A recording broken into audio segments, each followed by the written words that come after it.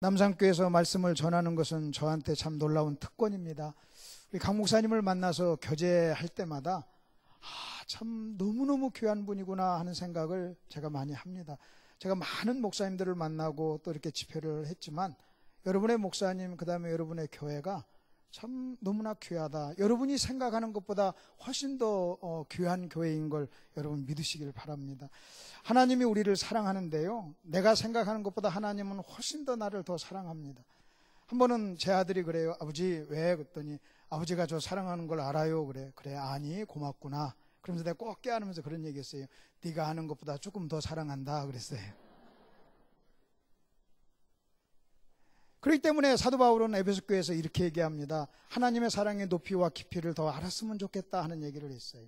그리고 우리가 아무리 하나님의 사랑을 알아도요, 실제 하나님의 사랑을 우리가 다 알지 못하고 더 알아야 된다는 거죠. 마찬가지로 여러분의 교회, 어쩌면 여러분이 여기 이렇게 참석하시니까 잘 알 수도 있지만 또 모를 수도 있는 겁니다. 그래서 여러분 목사님하고 교제할 때마다 복음 안에서 교제한다, 복음으로 교제한다, 복음 통해서 교제한다는 것이 무슨 말인가를 제가 여러분 목사님 만나서 교제할 때마다 제가 이해를 하게 되고, 또 여러분의 목사님이 이렇게 부탁을 했기 때문에 제가 그러면 뭐 이 남산교회라면 내가 와서 배울 만도 하고 공부할 만도 하고 또 말씀을 전할 수 있는 이 특권이다 생각하고 제가 이렇게 왔습니다.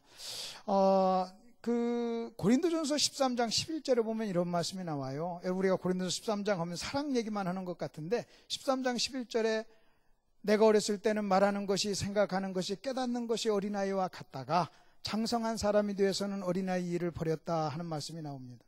그러니까 어떤 사람의 영적인 상태를 보려면 뭘 보면 알 수 있느냐? 그 사람의 입을 보면 알 수 있다는 거예요. 말하는 것, 생각하는 것, 깨닫는 것이 어린아이와 같다가, 그러니까 말하는 것이 어린아이 같아, 생각하는 것이 어린아이 같아, 깨닫는 것이 어린아이 같아. 여러분, 깨닫는 것, 생각하는 것, 말하는 것, 이것이 세 가지인 것 같지만 우리는 생각하고 깨달은 것을 말을 하기 때문에 그 사람의 입을 보면 그 사람의 영적인 수준을 알 수가 있어요.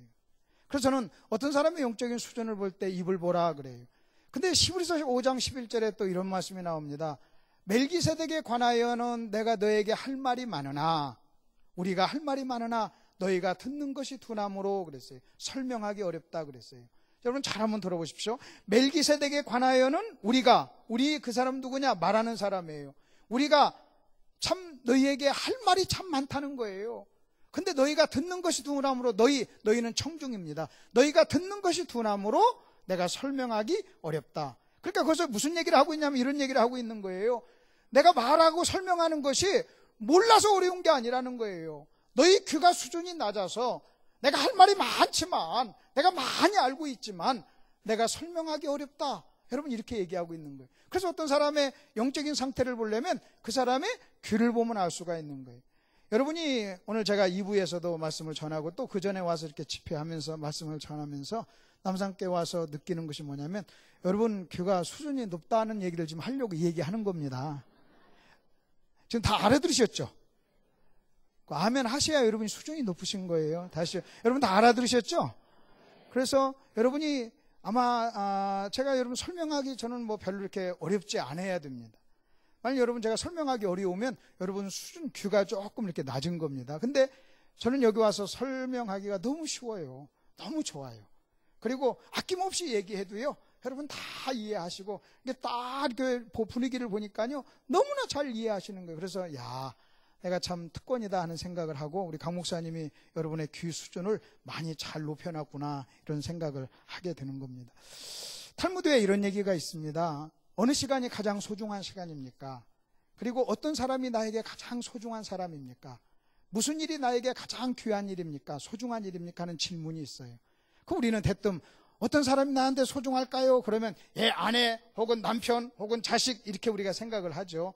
또는 내가 목사니까 목회가 나에게 가장 소중한 일이죠. 우리 같으면 이렇게 대답을 하는데, 탈무드의 지혜로운 랍비는 그렇게 대답을 하질 않아요. 이렇게 대답을 해요. 지금 당신의 현재 시간이 가장 소중한 시간이다 그래요. 그리고 지금 당신이 만나는 사람이 당신에게 가장 소중한 사람이다. 그리고 현재 하는 일이 가장 소중한 일이다 그렇게 얘기를 합니다. 여러분 현재 내가 만나는 사람, 현재 이 시간, 그리고 내가 지금 하는 그 일이 나에게 가장 가장 소중한 일이요, 시간이요, 사람이라고 한다면, 여러분 이 생각에 지배를 받고 산다면 여러분 어느 누구도 내가 무시할 수 없는 거예요. 내가 어떤 사람을 만나도 지금 나는 내가 가장 소중한 사람을 만나고 있어. 현재 여러분 이렇게 생각하면요, 내가 그 사람을 진실하게 대할 거예요. 내가 지금 하는 일이 가장 소중한 일이야. 그럼 여러분 생각해 보세요. 나는 지금 현재 내가 설교를 하고 있으니까요, 여러분 내 생에 이 설교하는 이 시간, 이 일이요 가장 소중한 일이니까요, 이게 얼마나 중요한 일입니까? 여러분은 지금 이 시간 현재 이 설교를 듣고 있잖아요. 여러분에게 가장 소중한 일은 지금 이 시간 설교 듣는 일이라고 생각하면요, 여러분 이거 너무나 감격스러운 일이고 이거 너무나 이거 귀중한 일이라는 거예요. 내가 어떤 사람을 만날 때 여러분 그 생각을 한다면요, 누구도 우리는요 무시할 수가 없는 거예요. 그 공통점이 뭔지 아십니까? 현재의 현재. 내가 현재 만나는 사람, 내가 현재 하는 일, 그 현재 그 시간, 여러분 그것이 나에게 가장 소중한 일이다. 오늘 설교 제목이 그겁니다. 당신의 현재 생각이 가장 중요하다 하는 거예요. 당신의 현재 생각, 현재 당신의 생각이 중요하다. 왜 그런가 여러분 한번 보십시오. 여러분 행복하게 만나서 서로 만나서 연애하고 행복하게 살았던 한 사람이 시간이 흘러가면서 이제는 싸우고 미워하고 이혼합니다. 문제는요, 여러분 처음에 만났을 때, 그리고 과거에, 그리고 옛날에 서로 귀히 여기고 사랑하고 서로 아주 사랑했던 그런 사람인데 현재 미워하는 거예요. 여러분 현재 미워하는 거예요. 그러면 현재 내가 미워하잖아요. 그러면 옛날에 여러분 사랑하고 좋아하고 아무리 아름다웠던 모든 그 과거의 여러분 그 사건들을, 경험들은요 아무런 의미가 없어요. 아무리 기가 막힌 경험이 있고 아무리 기가 막힌 어떤 사건이 있었고 아무리 기가 막힌 연애를 했어도요, 내가 현재 여러분 내 아내를, 내 남편을 내가 막 그 현재 이 시간에 내가 사랑하지 않잖아요. 그러면요 아무런 의미가 없는 거예요. 여러분 에베소 교회를 향해서 우리 주님 뭐라고 얘기한 줄 아십니까? 네가 옛날에 나 사랑했어. 내가 알아. 고마워. 근데 네가 지금 나를 사랑하지 않아. 너 처음 사랑을 버렸어. 그러면서 책망을 하면서 뭐라고 얘기한 줄 아십니까? 네가 만일 처음 사랑을 회복하지 않냐면 촛대로 옮기리라. 우리 주님께서는요, 여러분 과거에 나를 사랑한 것 알고 인정을 하지만 여러분 현재의 모습을 더 귀히 여기는 거예요. 현재 네가 나를 사랑하지 않아. 현재 네가 사랑에 변질됐어. 나는 현재 모습을 보고, 여러분 그래서 우리 주님은요 현재 나의 모습을 보고 책망도 하고 그리고요 여러분 칭찬도 한다는 거예요. 여러분 내가 과거에 좀 잘못 살았어요. 근데 내가 그것을 죄인 걸 깨닫고 내가 현재 내가 회개하잖아요. 그 생각을 바꾸고 회개하잖아요. 그러면 하나님께서는요 회개한 나의 모습으로 인정해 주시는 거예요. 그래서 하나님께서 회개하라 그 말은요 과거를 묻지 않는다는 거예요. 그리고 회개하고 난 다음에 현재의 모습을 하나님은 인정해 준다는 거예요. 그리고 현재의 모습으로 나를 받아들여 준다는 거예요. 그러니 여러분 현재 저와 여러분의 생각이요 얼마나 중요하냐는 거예요. 여러분 이것이요 너무나 신앙생활 하면서도 마찬가지예요. 여러분 신앙생활을 하면서도 가끔 우리가 이런 생각을 합니다. 어떻게 저렇게 오래 믿은 사람이, 어떻게 저렇게 성경을 많이 아는 분이 저런 행동을 할까? 근데 그 이유가 있어요. 간단해. 아무리 오래 믿었고 아무리 성경을 많이 알아도 현재 내 생각을 지배하는 그 생각이요 여러분 성경적이지 않으면 그 사람은요 성경적인 행동을 할 수가 없어요. 생각은 행동을 낳고 하는 말을 합니다. 여러분 저와 여러분의 모든 현재 행동은 현재 생각이 현재 행동을 만들어내는 거예요. 그렇기 때문에 여러분 잘 들어보십시오. 생각은 행동을 낳습니다. 그러니까 현재 나의 생각이 현재 나의 행동에 여러분 열매에 영향을 미친단 말이에요. 그렇기 때문에 내가 성경을 많이 알아도 그 하나님의 말씀이 현재 내 생각을 지배하지 아니하면 성경적인 행동을 할 수가 없는 거예요. 그렇기 때문에 어떤 사람이 성경에 대해서 그렇게 많이 알면서도 여러분 신학 박사이면서도 여러분 그 하나님의 말씀이 현재 생각을 지배하지 않는다면 현재 행동은요 성경과 아무런 상관이 없다고 하는 거예요. 그래서 여러분 이 현재의 생각이요 뭐에 의해서 지배를 받느냐 하는 것이요 이렇게 여러분이 중요하다고 하는 것입니다. 그러면 이런 것을 성경에 이런 이야기가 있는가, 성경에 이런 어떤 이야기를 하는 것이 있는가 하는 것을 여러분하고 좀 한번 말씀을 좀 나누려고 합니다. 오늘 우리가 잘 아는 대로 여러분 어디를 한번 보시냐면 마태복음 26장 31절에 있는 말씀을 한번 보십시오. 마태복음 20 우리가 본문 말씀 그 전 배경을 좀 우리가 좀 한번 볼 필요가 있습니다. 31절에 보니까 예수께서 제자들에게 이르시되 오늘 밤에 너희가 다 나를 버리리라 그렇게 이야기를 합니다. 그랬더니 33절에 베드로가 대답을 합니다. 예수님의 말씀에 대답을 하는 거죠. 모두 주를 버릴지라도 나는 결코 버리지 않겠나이다. 여러분 이 베드로의 대답은요 뭘 의미하는 줄 아십니까? 나는 당신의 생각에 동의할 수 없습니다. 그 말이에요. 대화가 안 되는 거예요. 여러분, 내가 누구에게 어떤 이야기를 했는데, 여러분, 그 사람이 내 생각을 반박하고 내 생각을 거절하고 내 생각에 동의하지 않으면 더 이상 대화가 되질 않는 거예요. 너희가 오늘 밤에 나를 버리리라. 베드로가 뭐라고 한 줄 아십니까? 그런 일 없을 것입니다. 절대 그러지 않을 것입니다. 나는 당신의 생각에 동의할 수 없습니다. 나는 당신 생각과 같지 않습니다. 여러분, 이렇게 얘기를 하는 거예요. 여러분, 이미 베드로나 제자들은요, 예수님을 3년 반 동안 따라다녔어요. 여러분, 3년 반 동안 따라다니면서 예수님께 배우고 그 기적과 이적을 보면서 친히 눈으로 확인했던 사람이에요. 그리고 예수님의 입에서 나온 그 말씀 중에 한마디도 허튼 말이 없는 걸 아신 거예요. 여러분, 예수님의 입에서 나온 말씀은 그것이 곧 진리였고, 여러분, 거짓이 없었던 것을 3년 반 동안 눈으로 확인했음에도 불구하고 너희가 오늘 밤에 나를 버릴 거야, 여러분, 이 말을 들었을 때 여러분, 베드로가 뭐라고 얘기한 줄 아십니까? 여러분, 우리 같으면 여러분 이렇게 할 것 같죠? 예, 선생님, 내가 3년 동안 선생님을 가까이 따르면서 내가 경험한 게 있습니다. 당신의 말씀은 진리입니다. 당신의 말씀대로 됐습니다. 당신이 말씀할 때는 죽은 자도 살아났습니다. 나는 당신의 말씀이 옳은 걸 내가 맞습니다. 당신을 버리고 싶지 않는데 버린다고 하니 내 마음이 답답합니다. 어떻게 하면 좋겠습니까? 비법 좀 가르쳐 주시고, 어떻게 하면 내가 당신을 부인하지 않을 수 있습니까? 가르쳐 주세요. 여러분, 이렇게 이야기를 해야 되는데, 나 선생님 생각에 동의하지 못합니다. 나는 버리지 않을 것입니다. 여러분, 지금 이렇게 얘기하고 있는 거예요.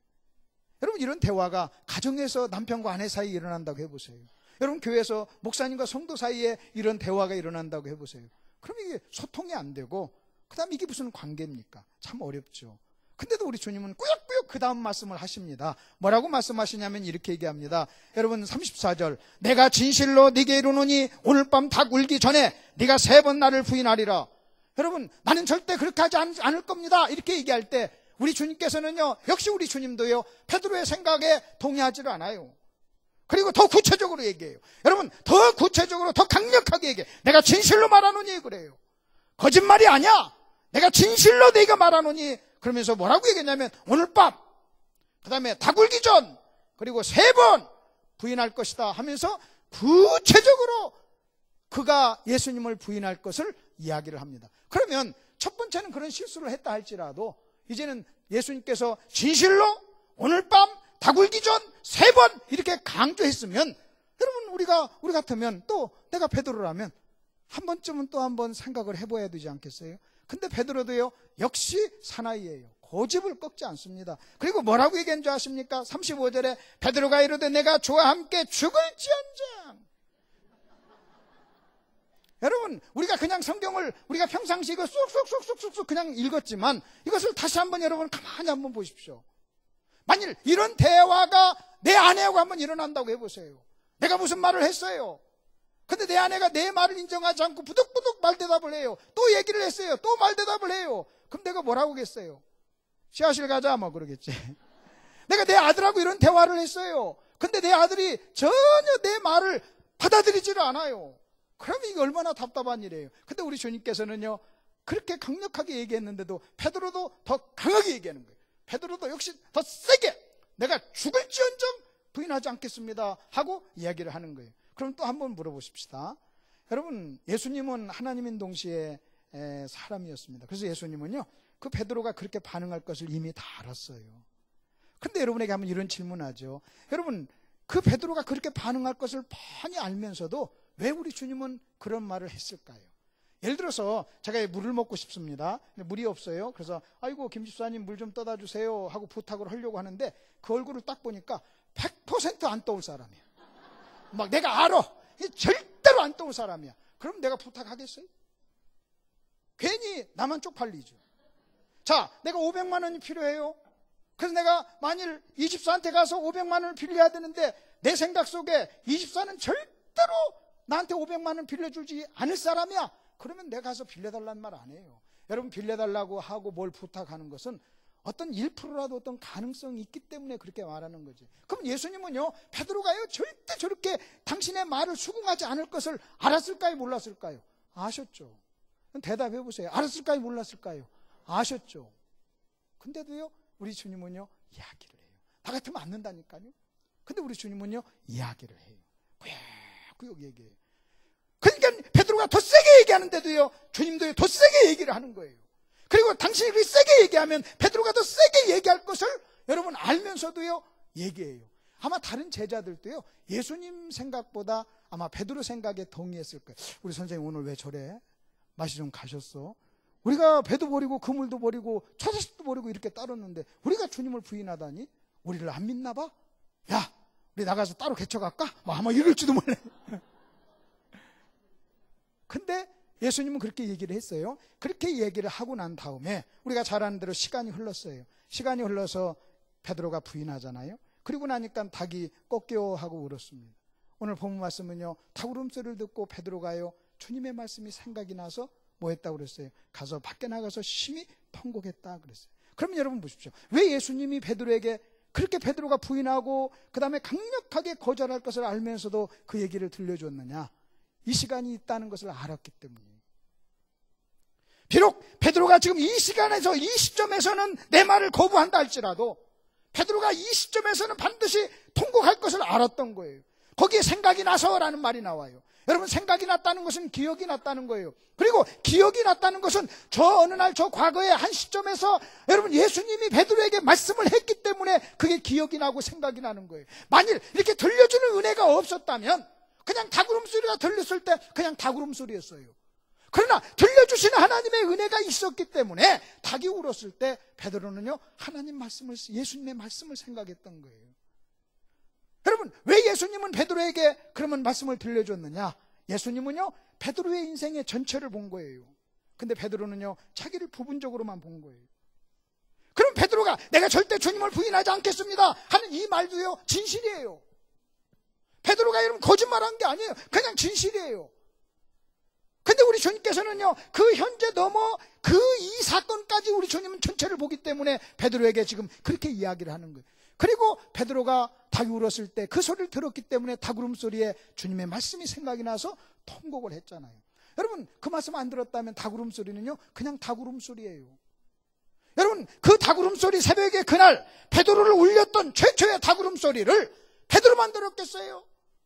많은 사람이 다 들었을 거예요. 그러나 어떤 사람에게는 그냥 닭 울음소리예요. 그러나 베드로에게는 그것이 닭 울음소리가 아니에요. 그 닭 울음소리에 하나님의 말씀이 들어있고 그게 메시지가 되고 그 닭 울음소리가요, 여러분 베드로를 꼬꾸라지게 했던 거예요. 제가 처음에 이 말씀을 읽을 때 이런 생각했어요. 세상에 닭이 울어도 베드로는 회개했는데 목사인 나는요, 하나님 말씀을 설교해도 회개를 안 하더라고요. 그래서 이게 무슨 일입니까? 왜 그렇습니까? 여러분, 여기서 이렇게 말씀이 전해져도요, 여러분에게 개인적으로 저 말씀이 나에게 들려지는 하나님의 음성이다, 여러분 이렇게 와서 다가오지 않잖아요. 그러면 회개는 없어요. 지금 오늘 저 설교가 하나님이 나에게 들려주시는 하나님의 음성이야, 여러분 이렇게 꽂혀야만 저와 여러분은요 꼬꾸라지고 통곡을 하게 되는 거예요. 여러분, 그런 말씀이 성경에 있는 신명기에 있는 말씀을 한번 보십시오. 여러분, 신명기 5장에 있는 말씀을 한번 보십시오. 신명기 5장 성경을 한번 여러분 찾아보세요. 제가 다음에는 저거 파워포인트로 좀 할 수 있도록 하고요. 오늘은 한번 성경을 여러분 한번 찾아보십시오.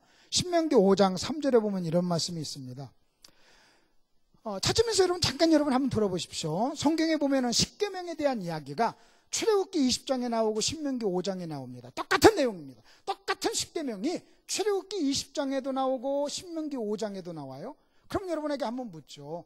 왜 하나님께서는 출애굽기와 신명기에 똑같은 내용을 두 번 기록했냐는 거예요. 모세가 출애굽기 20장에서도 십계명을 얘기하고 신명기 5장에서도 십계명을 얘기합니다. 그러면 출애굽기의 십계명과 그 다음에 신명기의 십계명이 무슨 차이가 있냐는 거예요. 내용에는 차이가 없어요. 똑같은 내용이에요. 그러면 왜 두 번을 반복해서 이렇게 썼느냐? 여러분, 무슨 차이가 있느냐? 내용에는 차이가 없는데 또 말씀을 전하는 사람도 모세예요. 그런데 어떤 차이가 있냐면 출애굽기 20장의 신명기는 애굽에서 이스라엘 백성들이 바로 나온 직후에 들려진 하나님의 말씀이었어요. 그러면 신명기에 있는 그 십계명은 뭐냐? 이제는 가나안 땅을 눈앞에 두고 들려진 거예요. 이제는 곧 가나안 땅을 들어가요. 그러면 여러분, 출애굽기와 신명기는 무슨 차이가 있냐면 40년이라고 하는 시간의 차이가 있어요. 여러분, 내용도 똑같아요. 강사님도 똑같아요. 모세예요. 근데 누가 틀리느냐? 여러분, 시간이 틀려요. 그 다음에 또 하나 다른 게 하나 있어요. 뭐가 다르냐면요, 청중이 달라요. 그래서 애굽에서 나온 그 사람, 초창기에 처음에 출애굽기에 들려줬던 사람들은 40년이라고 하는 시간이 흘러가면서 20세 이상은요 광야에서 다 죽습니다. 하나님을 원망하고 다 죽습니다. 이제는 새롭게 탄생된 그 사람이 가나안 땅을 들어가기 전에 지금 모세가 그들을 모아놓고 신명기를 또 들려주는 거예요. 그러니까 출애굽기와 신명기의 십계명은 강사도 똑같고 내용도 똑같은데 40년의 차이와 그 다음에 청중의 차이가 있었다고 하는 거예요. 그런데 그 청중에, 새로운 청중에게 모세가 똑같은 내용을 설교하면서 뭐라고 얘기하는가? 신명기 4장 3절에 있는 말씀 보십시오. 이 언약은 그래요. 이 언약은, 여러분 십계명이죠? 이 언약은 여호와께서 우리 조상들과 세우신 것이 아니요 그랬어요. 여러분 왜 우리 조상들? 여러분 그 조상들이 누굽니까? 지금 40년 전에 나온 사람들. 여러분 그 지금 신명기의 청중들의 아버지 할아버지들이에요. 그리고 어머니들이에요. 형님들이에요. 그들에게 40년 전에 주어진 말씀이에요. 그런데 지금 모세가 지금 뭐라고 얘기하냐면 이 언약은 우리 조상들에게 세우신 것이 아니요. 그러면서 그 다음에 뭐라고 하냐면 이렇게 얘기합니다. 자, 오늘 여기 살아있는 우리, 곧 우리와 세우신 것이라 그랬어요. 오늘. 여러분 왜 그게 오늘이에요? 40년 전에 주어진 말씀이잖아요. 그리고 지금 이 사람들에게 주어진 것이 아니라 40년 전에 이 청중들의 아버지와 어머니들에게 주어진 말씀이잖아요.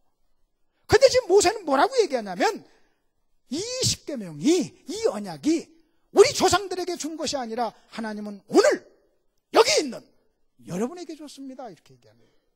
여러분 하나님의 말씀은요 항상 오늘 여러분에게 주신 말씀인 줄로 믿습니다.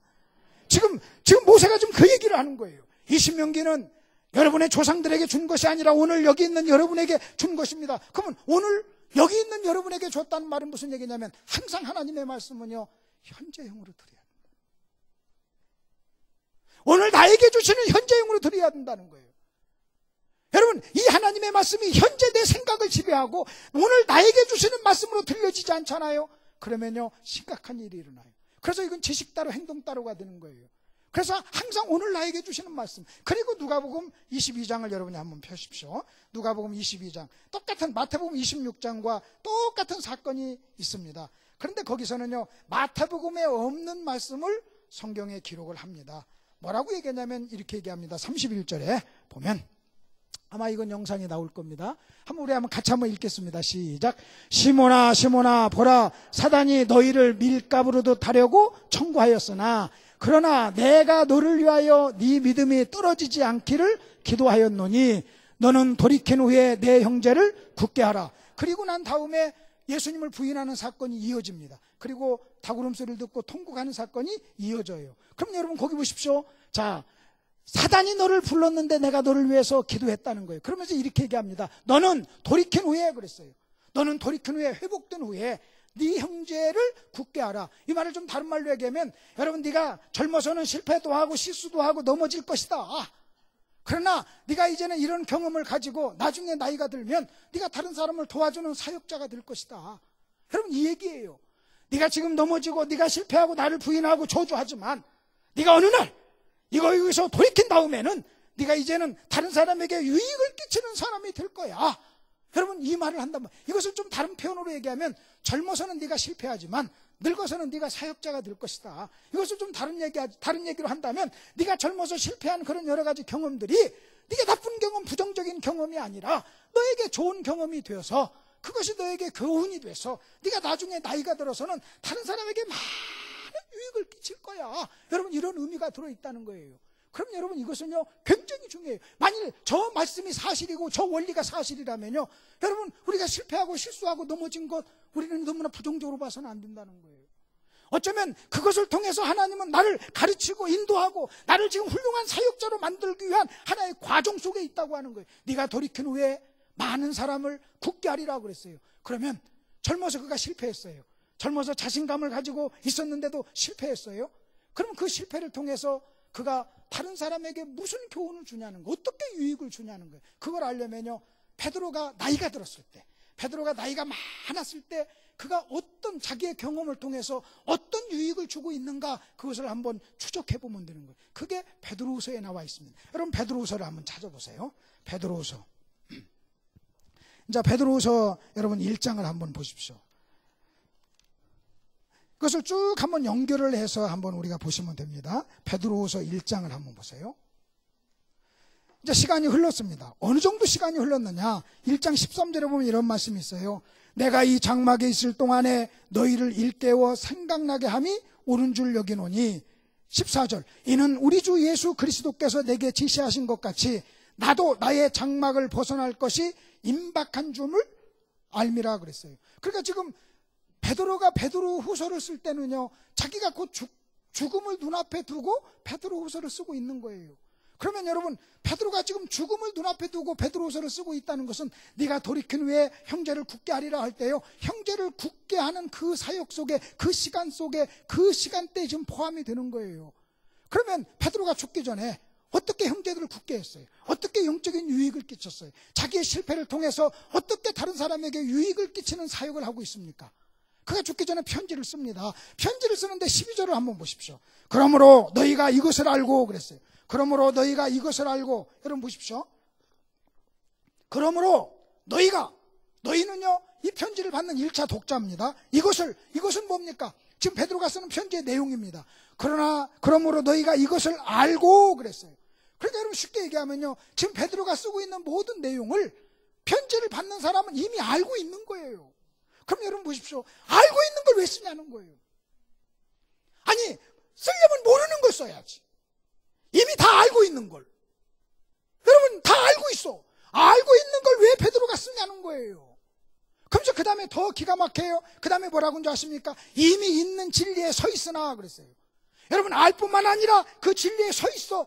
근데도 지금 베드로는요, 그걸 쓰고 있는 거예요. 이미 베드로의 편지를 받는 사람이 지금 다 알고 있는 것, 그 다음에 그들이 진리에 순종하고 있는 것을 지금 베드로는요, 편지를 써서 그들에게 보내고 있는 거예요. 그리고 베드로도 알아요. 자기가 쓰는 내용을 받는 저 사람들이 알고 있고 그 말씀대로 살고 있다는 걸 알면서도 편지를 써요. 그 쓰는 이유가 뭐예요? 쓰는 이유가 그 다음에 이어져 나옵니다. 이렇게 나옵니다. 자, 내가 항상 너희에게 생각나게 하려 하노라 그랬어요. 거기에 항상 생각나게 한다 그랬어요. 여러분 이게 굉장히 중요한, 항상. 여러분 이 항상이라고 하는 말을 현재라고 하는 단어로 바꿔도 괜찮은 거예요. 여러분 베드로는요, 자기 경험을 통해서 한 가지 배운 게 있어요. 내가 절대로 주님을 부인하지 않겠다, 그는 생각을 했어요. 그리고 그는 고백을 했어요. 내가 죽어도 내가 주님을 부인하지 않을 거야. 진실이에요. 그런데 한 계집종이 너도 예수님과 같은 패지? 라고 묻는 순간 그의 마음속에 두려움이 찾아왔고, 그의 마음속에 두려움이 찾아온 순간 내가 주님을 위해서 죽어야지 하는 그 생각은요, 사라져버렸던 거예요. 그리고 두려움이 그의 생각을 지배했을 때 그는요, 예수님을 부인하고 저주하는 그런 처참한 실패를 자기가 경험을 했어요. 만일 그 계집종이 당신도 그 당이지 하고 얘기했을 때, 여러분 베드로의 생각 속에 내가 절대로 주님을 부인하지 않을 거야, 나는 죽으면 죽었지, 나는 예수님을 죽으면 죽었지, 난 부인하지 않을 거야 라는 생각이 베드로의 생각을 완벽하게 지배했었다면요, 그 계집애의 그 질문에 베드로가 그렇게 예수님 부인하지 않았을 거예요. 자기가 그걸 경험한 거예요. 그래서 여기서 지금 하는 말은, 네가 알아? 네가 진리에 서 있어? 그러나 내가 이 편지를 보내는 것은 아는 것보다 더 중요한 게 있어. 네가 서 있는 것 중요해. 그러나 항상 생각해야 돼. 항상 이 말씀이 네 생각 속에. 그래서 여러분 결국 이런 얘기예요. 내가 보내는 이 편지를 너는 항상 읽어라. 항상 이 보내는 편지의 내용이 항상 네 생각을 지배하도록, 너는 이것을 또 생각하고 또 생각하고 또 생각하고, 그 생각을 어떻게 하느냐? 현재형으로. 매 순간순간.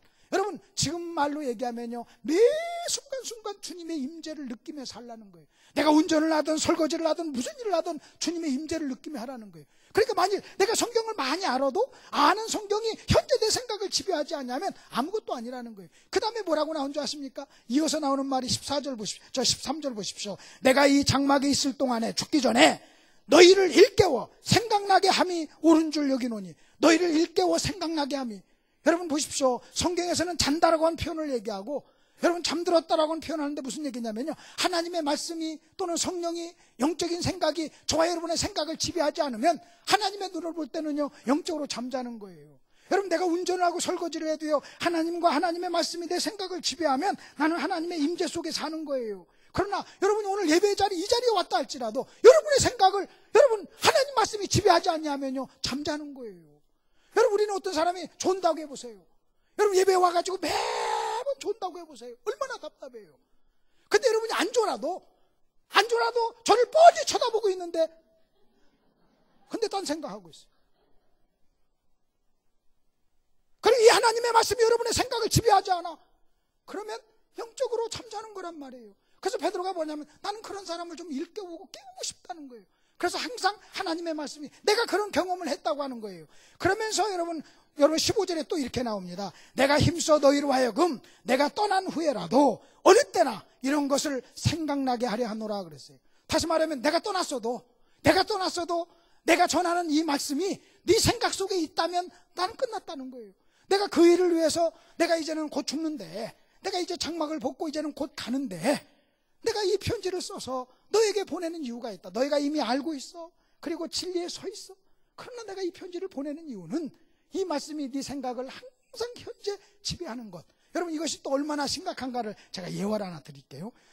제 아내 얘기를 먼저 할게요. 제 아내는요, 아내들아 남편에게 순종하라는 말씀을 알아요. 알 뿐만 아니라 암송도 해요. 아유, 그 어떻게 어려운 말을 암송하는지. 아내들아 남편에게 순종하라, 막 그 어려운 걸 암송한단 말이에요. 알고 암송하고 그 다음에 교회 자매들 또 가르쳐요. 그리스도인 아내는 남편에게 순종해야 돼, 막 가르쳐요. 그런데 어떤 때는요 덤벼. 알고 암송하고 가르치는데 덤벼. 근데 문제는요, 덤빌 때는요 그 말씀이 생각 속에 있을까요 없을까요? 없어요. 그러면 알면 뭐합니까? 가르치면 뭐합니까? 암송하면 뭐합니까? 그 다음에 여러분 잘 보세요. 또 하나 참 아이러니한 것은 그 말씀이 진짜 필요할 때는 잊어버려요. 이게 진짜 필요할 때가 있어요. 그리고 안 필요할 때는 쓸데없이 또 암송을 너무 많이 해요. 그래서 순종하지 않아도 될 때, 내가 뭐 돈 봉투 갖다 주고 그럴 때는 안 해도 되잖아요. 그때는 막 순종을 잘해. 그리고 진짜 순종해야 될 때, 그때는 그 말씀도 자, 내가 아내 얘기했으니까 제 얘기도 한번 합시다. 저도요, 아내를 사랑하라고, 남편들 아내를 사랑하라는 말을 제가 알아요. 저도 암송해요. 그리고 저도 가르쳐요. 그리고 저는 그것 가지고요 부부 세미나도 해요. 그리고 어떻게 하면 아내를 사랑해야 되는가, 그걸 제가요. 근데 내가 아내의 마음을 아프게 할 때는요, 그 말씀이 나를 지배하지 않아요. 그러면 알면 뭐합니까? 제가 아내를 사랑하라고 하는 그걸 가지고, 그 주제를 가지고 논문을 써서 신학 박사가 됐다 할지라도, 여러분 그 말씀이 내 생각을 현재 지배하지 않으면요, 목사라도, 내가 박사라도, 내가 그 말씀을 논문을 썼어도 여러분 그 말씀이 나를 지배하지 않잖아요. 그러면요 아내의 마음을 아프게 하는 거예요. 저는요 가끔 이런 생각이 있어요. 아니 왜 저렇게 오래 믿은 사람이, 성경을 많이 아는 사람이 왜 저런 행동을 할까? 정답이 뭔 줄 아십니까? 현재 그의 생각을 쓸데없는 게 지배하니까 그래요. 저렇게 성경을 많이 아는데, 그럼 여러분 그거예요. 많이 알아도 현재 생각을 지배하는 것이 그 사람의 진짜 모습이에요. 그게 그 사람의 현재 모습이란 말이에요. 그렇기 때문에 여러분 제가 이 말씀을 이렇게 다 보면서 그러면 저와 여러분이 꼭 하나 배워야 될 기술이 하나 있어요. 어떤 기술이냐? 여러분 많이 알고 있는 하나님의 말씀이 현재 생각 속에 거하게 하는 비법, 이 기술을 여러분이 익혀야 돼요. 여러분 많이 알아. 어떤 사람은 많이 알아. 그런데 현재 생각 속에 없어. 어떤 사람은 몇 가지 몰라. 근데도요 그 몇 가지 모르는 그것이요 현재 생각 속에 있잖아요. 그러면 그 사람의 삶이요 폭발적으로 달라져요. 여러분이 초대교회 가면요, 다 여러분은요, 여러분 초대교회 성도들에 비하면 여러분 성경 엄청나게 아는 거예요. 초대교회 성도들은 무슨 뭐 신학적으로 그렇게 많이 알았습니까? 근데도 그들은요 그렇게 많이 알진 않았지만 항상 그의 마음속을, 그의 현재 생각을 여러분 지배하는 것들이 있었어요. 그것 때문에 그들은 기뻤고, 그것 때문에 그들은 순교도 했어요. 근데 우리는 성경을 너무 많이 알아. 엄청나게 공부했어. 근데 공부는 공부, 매번 순간순간 현재 지배하는 거, 이것은요, 그래서 마귀가 이것을 알기 때문에 길가에 떨어진 씨앗, 거기서는요 너희가 말씀을 듣고 기쁨으로 받으나 마귀가 와서 그걸 먹어버리라고 했어요. 마귀가 와서 그것을요 그냥 없애버린 거예요. 여러분이 이렇게 설교를 1시간 듣고 나서요 가다가요 저 밑에서 주차장에서 성도하고 싸우고 끝날 수도 있는 거예요. 여러분 기가 막힌 설교를 듣고 나서요, 여러분 집에 가서 드라마, 재밌는 드라마 하나 보고 나서요 이 말씀 싹 까맣게 잊어버릴 수 있는 거예요. 그럼 무슨 의미가 있냐는 거예요. 여러분 무슨 의미가 있냐는 거예요. 자, 사도 바울이 고린도 교회에 편지를 하면서 이런 얘기를 합니다. 말씀 한번 비춰줘 보세요. 편지를 하면서 사도 바울이 고린도전서 4장에서 이런 말씀을 합니다. 거기 제가 한번 읽어드릴게요. 자, 내가 주 안에서 내 사랑하고 신실한 아들 디모데를 너희에게 보내었으니, 지금 고린도 교회를 책망하면서 지금 하는 얘기예요. 그가 너희로 하여금 그리스도 예수 안에서 나의 행사, 곧 내가 각처 각 교회에서 가르치는 것을 뭐하게 하려? 생각나게 하려 합니다. 왜 여러분 디모데를 보냈습니까? 왜 지금 사도 바울이 디모데를 고린도 교회에 보냈어요? 그것은요, 디모데를 통해서 내가 각처 각 교회에서 가르치는 것을 뭐하게 하기 위해서? 생각나게 해요. 지금 고린도 교회 문제가 뭡니까? 여러분, 고린도 교회 문제가 뭐냐면요, 사도 바울이 가르친 하나님의 말씀이 그들의 생각을 지배하지 않는다는 거예요. 여러분, 사도 바울이 예전에 가르쳤던, 여러분 1년 반 동안 사역을 하면서 가르쳤던 그 하나님의 말씀이 여러분 그들의 지금 현재 생각을 지배하지 않는다는 거예요. 그렇기 때문에 디모데를 보내면서 얘기하는 거예요. 내가 예전에 너에게 가르쳤던 것, 지금 내가 각처 다른 교회에서 가르쳤던 것을 디모데가 가서 생각나게 할 거야. 기억나게 할 거야. 그래서 디모데가 가가지고요, 그 바울에게 꺾여, 여러분 그 베드로에게 꺾여 하고 들려줬던 것처럼 그 역할을 하기 위해서 내가 디모데를 너에게 보낸다는 거예요. 자, 바울이 노마서를 쓰면서 이런 얘기를 합니다. 노마서를 한번 보여주세요. 노마서를 쓰면서 여러분 잘 들어보십시오. 자, 노마서에 있는 말씀, 내 형제들아 너희가 스스로 선함이 가득하고 모든 지식이 차서 능히 서로 권하는 자임을 나도 확신하노라 그랬어요. 너희가 지금 선함이 가득하고 지식이 차고 서로 권하는 자임을 나도 알아. 그러나 내가 너희로 다시 생각나게 하려고 그랬어요. 다시 생각나게 하려고 담대한 마음으로 노마서를 기록했다는 거예요. 다시 생각나게. 여러분, 설교가 뭔 줄 아십니까? 저는요, 제가 여기 와서요, 강 목사님이 가르쳤던 것을 생각나게 하는 것이 제 임무입니다. 이미 여러분이 오랫동안 배웠던 수많은 말씀들을 다시 생각나게 하는 것이요, 어쩌면 설교의 가장 1차적인 의미예요. 여러분이 수십 년을 믿고 여러분 엄청나게 성경을 공부했는데 제가 와가지고 여러분이 몰랐던 안 들었던 전혀 새로운 얘기를 한다면요, 이단 들 확률이 많아요. 근데 우리는요, 이미 배웠어요. 이미 알고 있어요. 근데 분주함 때문에 또 마귀의 전략 때문에 그 말씀을 잊어버리고 멍하고 살아가고 영적으로 잠자는 저와 여러분에게 한번 정신이 번쩍 들게 하고 일깨워가지고 그 말씀이 저와 여러분의 생각을 지배하도록 하는 것이 바로 제 사명이라고 하는 거예요. 제가 어느 교회에서 이 설교를 하면서 이런 얘기 했어요. 서로 부부가 이렇게 있어요. 그러면 여러분 부부가 있다가 여러분 만일 아내가 남편이 아내의 마음을 아프게 하면 서로 꺾여 하라고 그랬어요. 꺾여 하면요, 여러분, 자, 내 아내가 나한테 덤벼요. 그럼 내가 꺾여 하면 내 아내는 꺾여 하는 순간 아내들아 남편에게 순종하라, 그 말씀을 생각하라는 거예요. 또 남편이 아내의 마음을 아프게 하면요, 여러분 아내가 그냥 막 덤비지 말고 꺾여, 그렇게 하면요, 그 순간 그 말씀을 들은 남편은요, 아내를 사랑하라 하는 말씀을 연상하고 기억하라는 거예요. 이 비법을 가르쳐 줬어요. 그랬더니 어느 분이 그러더라고요. 목사님, 어젯밤에 우리 집에 닭이 울었습니다. 남편이 이상한 행동을 하더라는 거예요. 이상한 행동을 해가지고 아내가 그냥 갑자기 꺾여! 그랬다는 거예요. 그랬더니 남편이 정신을 번쩍 차리고 했던 행동을 접었다는 거예요. 여러분 이제 이 설교를 들었잖아요. 그러면 마찬가지예요.